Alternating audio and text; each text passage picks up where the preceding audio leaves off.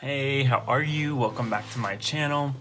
So as you may or may not notice by the title of this video is going to be a little bit different than the content that I usually put out. Is it going to be better if I just take my glasses off? Probably. So if you are triggered by things like depression or anxiety or hearing about anything related to that, please take caution in watching this video. It could upset you. Sorry, itchy eyes. Anyways, yeah. So I wanted to talk about mental health because I think it's important that we have these conversations and we normalize them and stop sort of beating each other up, beating ourselves up for something that a lot of people experience and need help and support through, and something that can be really isolating. So a little bit about me and my mental health history. So when I was, I don't even know, 26, maybe 25, 26, I went to see a therapist for the very first time. And I didn't think anything was wrong necessarily.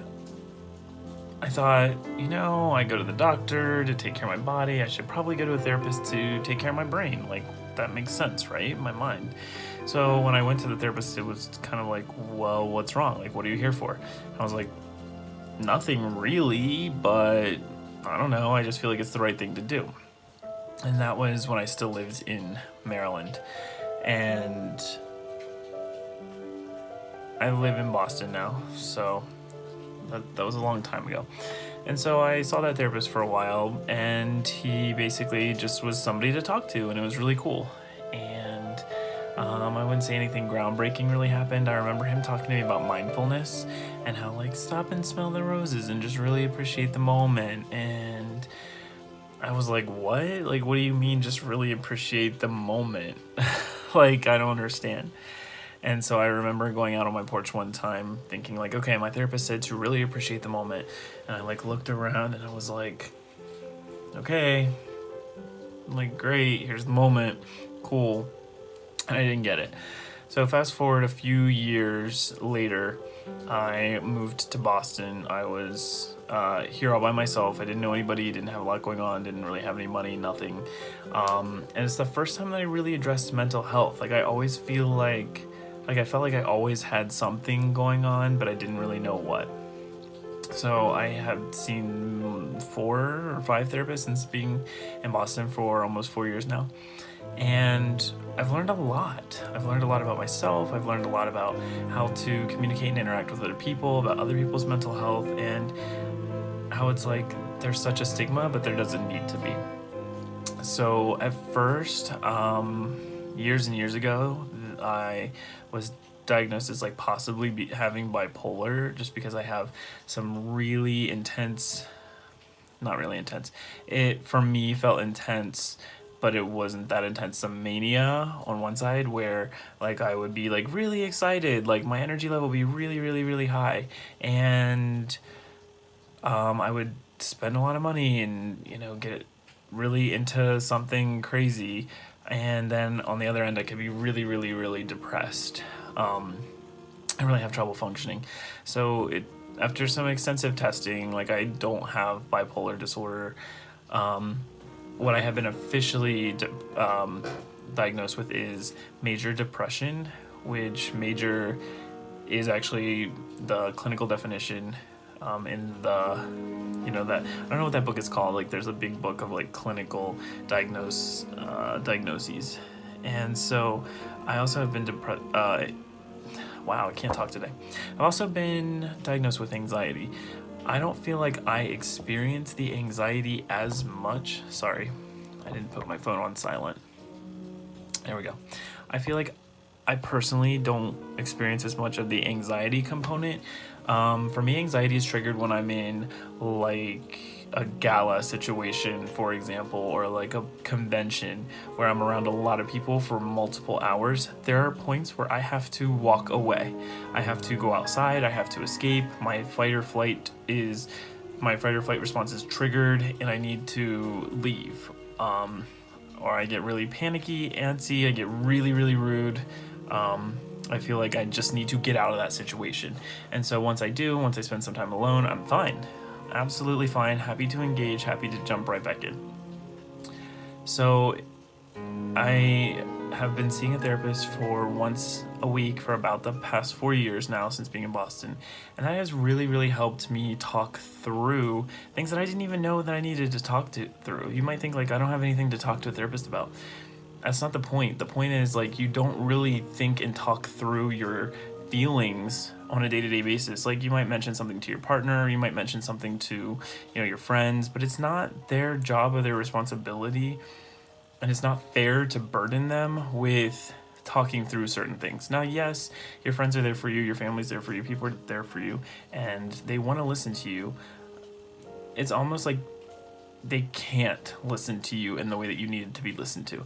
Number one, most people don't actually listen. They listen to respond, but they don't listen with the reflective listening skills that a therapist is going to. When you say, like, oh my gosh, like, today was just crazy, all this stuff happened today, and you just go on and on and on, and your therapist might say something like, it sounds like you've had a really rough day. And just something that simple, responding that way, like, it feels validating. It feels like, oh my gosh, they get me, they understand me. And really, they're just practicing those reflective, critical listening skills that not all of our friends necessarily have that skill. And it's not really their job to have that skill, because it's an emotional burden to listen to someone that way, as much as a gift as it can be. So therapy every week has been amazing. I have really been lucky and had some great therapists. Finding a therapist is just like finding a partner or finding a hairstylist or finding, some other relationship. Like, you might find, have to cycle through a couple to find the right one. And so once you do, it's really, really important. And I would encourage you to try it out, even if you don't think you need it. There's so much value there, and you can always stop. And a lot of companies offer a couple free therapy sessions, like, as a benefits package to the employees. Like, most major corporations have something like that, have some kind of program where you can talk to someone, and you're just like, even if you just say, I don't know why I'm here, like, I don't know, I saw some dumb video and it said, like, it was a good idea to try it. So that being said, I see a therapist, and I also see a psychiatrist once a quarter, and I do take medication, and that's primarily why I wanted to make this video, is to discuss, like, how someone who feels like normal or seems normal can really have some experiences that don't feel as normal or as comfortable to talk about.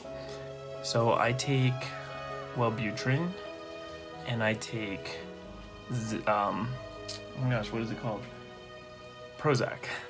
And they help with the depression and anxiety. It can be the difference between me getting out of bed and me not getting out of bed, me going to work or me losing my job.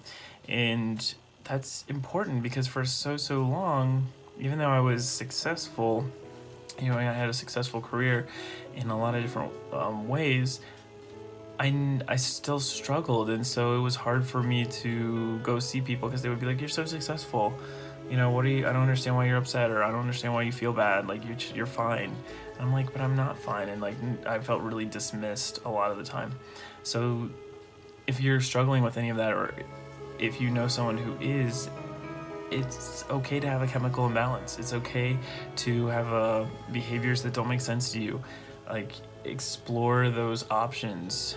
I made a list of some of the things that I experience when I'm not on medication, to talk to you about the differences. And now I'm gonna have to put my glasses on for this part, so I know that that's probably really annoying.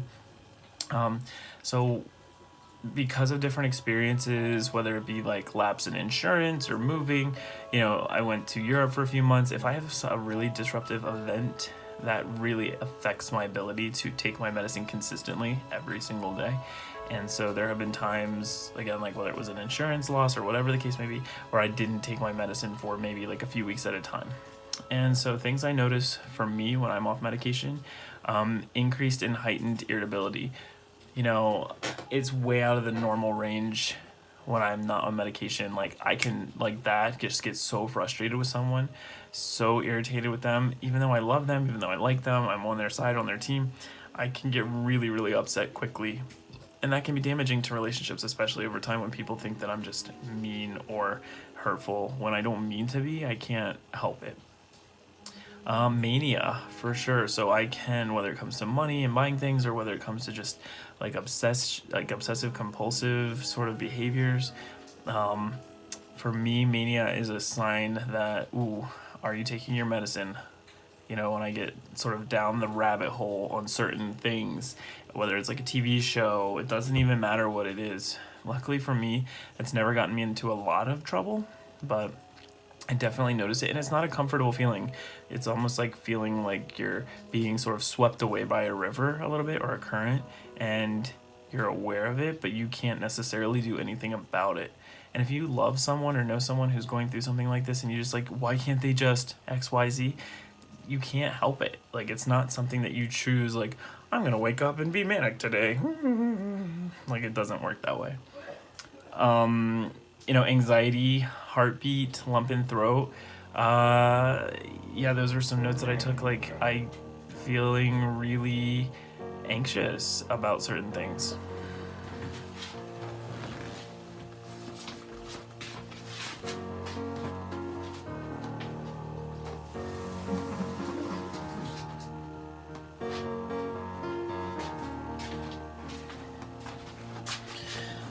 Like, really noticing my heartbeat, really feeling that lump in my throat and getting nervous definitely is a sign that, like, I'm not taking my medicine, or that the medicine is not working for whatever reason, which it never has not worked, but it's just a sign for me, like, that something needs to be addressed. Really excited to the point of tears. I get so happy and so excited, and such a burst and rush of serotonin or whatever, that I cry.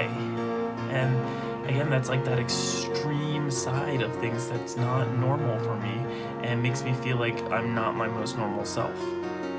And I'm sharing these because I want you to feel like if you experience any of this, it could be a sign of some kind of imbalance. And for me, it took years and years and years, and I didn't see any video like this on the internet. So I'm hopeful that this helps someone.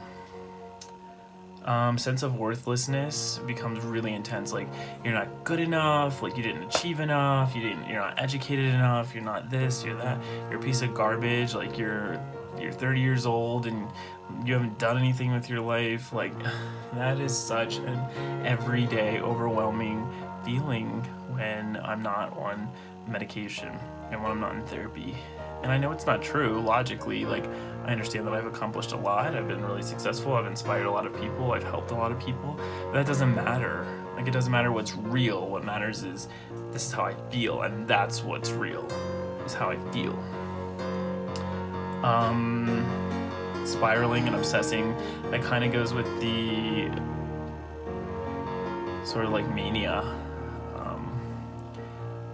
Whether it's cleaning and just really like, oh my gosh, all I'm doing is like cleaning, and I can't get anything else done, even though I have it could be something really important. Maybe I have a really important appointment, but if I'm sort of like spiraling, then I just get obsessed with this like one idea, or this one thought, or this one thing, and it can really hijack my brain. Financial wreckage. Now, I use that term very lightly. For me, I'm not in a very bad financial situation, but what I notice is that my spending is a lot more irresponsible when I am not on medication. So whether it's food, for example, like I want to go out to eat, like even if I'm not hungry, I just want to go out to eat, or I want to spend money on friends. Oh my gosh, it's someone's birthday, like they need a $300 birthday item, whatever the case may be. And if you're any of my friends watching this with a birthday, like, no, like, you don't have to feel guilty about anything that I bought you. I'm just using that as an example of like something that might pop into my head. I'm not in massive amounts of debt, thank goodness, but for example, like, I used to like apply for credit cards, just apply before I was medicated, because I don't know, it was just like the idea of spending money, and it wasn't even on myself. It wasn't even like I bought like laptops and shoes and different things. It was just like the idea of spending it. That was just such a, I don't know, it just felt like a good feeling. can't move forward on big picture goals, think about them and know that they are right, but can't act. So whether it's like, oh, I should apply for insurance, or oh, I should, apply for a job, or oh, I should really put this report together, or I need to reach out to this person. Like, there are things like that you should do and want to do, but can't. Like, you physically cannot make yourself do it. And it's not a matter of just like white knuckling it or just pulling yourself up by your bootstraps. Like, you cannot do it. If I tied you to a chair and you didn't eat for 3 days, and then I put a steak dinner right in front of you, it's like, just eat it. Just eat it. You're hungry, aren't you? You can't. You're bound. Loss of relationship maintenance. This one's definitely a huge hitter. So what I notice is like I'm a lot more isolated, and my friends notice that they aren't spending as much time with me, and I'm not maintaining those relationships. Number one, because like I'm usually embarrassed. Like, there's a reason that I'm not taking my meds. Maybe it's because I'm broke, or maybe it's because unemployment or some other thing, and like it's an embarrassing thing, and so that's really, really isolating, which kind of perpetuates the problem. Because the more you're isolated and disconnected from people, and the more you're irritable towards people, and the more anxiety that you have, and the more you start spiraling, it's gross. And so I'm so lucky to have friends who are beautiful and who reach out to me and who check in on me and who force me to engage with them, and that's such a lifesaver. Like, if you don't have someone like that in your life, be someone like that in your life. And someone else's, like, wow, it's really important. Nutrition loss. I stopped eating healthy. I just eat the minimum to get by, whether that's just like rice or those really cheap ramen noodles or whatever the case may be. And again, like, all of this is tied together. Like, the inability to really function also affects nutrition. So I just eat the bare minimum, and then that affects my body. That affects the way that I am able to move and think and feel, because I'm not eating right. So you can see how it all just kind of like compounds together. Quit job, focus, inability at work. Like, there have been many jobs that I have quit because of being depressed or anxious or some other state of mind that maybe I wouldn't have if I had really realized what was going on sooner, or if I was consistent on medication. And so it can really have a really big life impact. Excuse me. Or just like I can't focus on the things that I want to at work. Like, I'll know what I have to do and I'll be able to do it, but I just can't focus and move forward. So it can really, really, really, affect my job performance.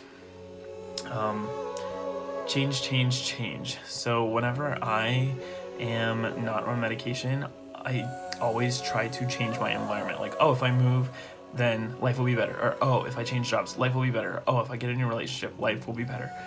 Like, it's trying to get control, and you cannot get control. Like, it's an illusion. It's like chasing a mirage. So you think like, oh, if I do this, it's like starting fires, because if everything's in chaos, then it's kind of like an excuse. Like, oh my gosh, well, yeah, I just started a new job, or I just started a new relationship, or I just moved. So it's like things are almost allowed to be crazy. So it almost like gives you an out. But over time that catches up. And so as things normalize and you aren't able to keep things together, or I'm not able to keep things together, then you feel the need to change again so that you can be a little bit more feeling in control. I feel like I'm just not interested in the things that I'm normally interested in. Like, whether it's reading or watching TV or playing with makeup or whatever. Like, depression just changes the way that you function and operate. And so the things that were interesting at one point, like, aren't really that interesting anymore. And sometimes you just lie in bed all day for 12 hours and do nothing but go to the bathroom and eat really bad food. And that's a successful day at that point.